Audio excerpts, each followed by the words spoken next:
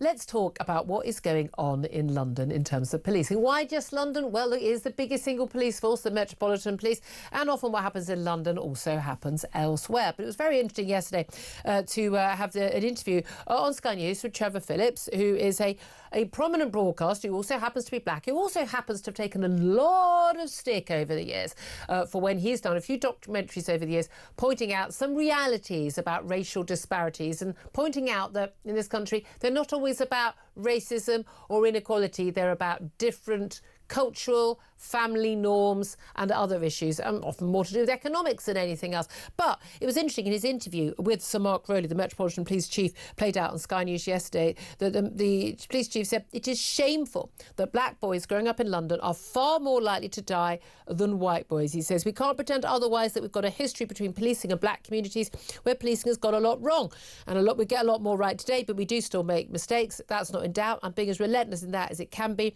And he said the vast majority of the force are good people. He said, but that legacy, combined with the tragedy that some of this crime falls most heavily in black communities, it creates a real problem because of the legacy. It creates concern. Let's talk about this with Norman Brennan, who's a former police officer. Good morning to you, Norman. I thought what was really, really interesting was that at no point in this conversation, although Trevor Phillips messaged me yesterday to say when I complained about it that he had mentioned this. I watched the interview back twice. He definitely didn't. That these black boys are being killed, but they're being killed at the hands of other black boys. That's worth mentioning, isn't it? Well, I think, Julia, it's what is called the elephant in the room. Black Londoners make up about 13% of the London population, 13%, but are responsible for 45% of crime in London, 61% of the perpetrators, and 53% of black young lads are the victims. I think that's certain crime, like certain violent street crimes, isn't it? Well, that's what I'm talking about. Yeah. It's the types of crime that we all talk about. It's gun crime, knife crime, violent crime, robberies, stabbings, shootings, murders. They're the premier crimes in London, where disproportionately young black children are both the offender and victims. Yeah. And that is the elephant in the room that the Commissioner, maybe Trevor Phillips, sort of skimmed round, and what we all know. If something's the truth, we need to confront the truth. Exactly. And it's no good the Commissioner trying to say that, yes, I'm really concerned. Well, of course, we're really all concerned. But let's tell the public what the truth is and let them know what we should be concerned about. And when he said it's shameful, it's interesting how many people in response to that clip online were saying, what, are you saying you want more white boys to die to even up? And if we have equal number of white and black boys dying, then that's OK? I mean, of course not. But this is the thing.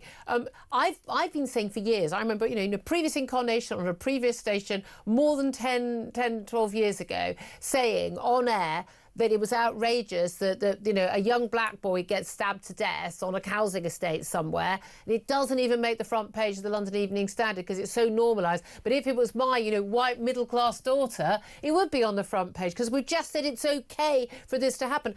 And that is, to me, that is what is shameful. Well, that used to be the case, Julia, but I post on homicide, gun and knife crime daily. The majority of stabbings now, even where young girls are the perpetrator, it doesn't get much traction in the media. It's almost as though we've unwillingly accepted that our children and youth will carry knives as routinely as they do a mobile phone, and should they get involved in an interaction or an argument with anyone else, be they another child, an adult, shopkeeper, person in the street, there's a very good likelihood that they will stab that individual, or if in a fight, lose their own life as a result of their own and we've just said that's normal, but that's such a recent development, and it is absolutely, frankly, as a parent of a teenager, absolutely terrifying development. But a previous caller mentioned, stop and search. Well, previous caller, not caller, I guess Alex Wilson, an Assembly member for Reform in London. He mentioned, the issue of stop and search. We know that stop and search works. We know there's issues in terms of how people treat the people they're stopping and searching. We know there have been some incidents in the past. We know that. However, many, particularly mums in particularly Afro-Caribbean communities where these violent crimes are often rife, are actually desperate for their kids to be stopped and searched to stop them carrying the knives in the first place. And yet the Met Police have massively cut that. You're absolutely right, Julia. I mean, it'd be fair to say that I'm probably Britain's lead and certainly longest knife campaigner. Yep. Served 31 years in the police.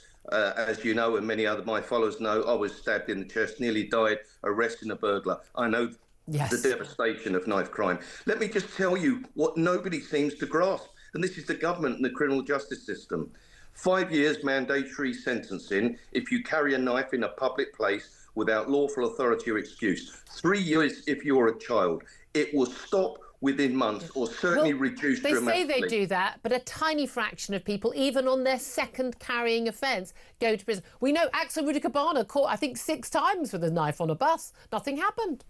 I totally agree. We also need mass stop and search. You hit upon it and said that there are certain people in the black community, they're community leaders, and certain people in the black community don't like being stopped and searched.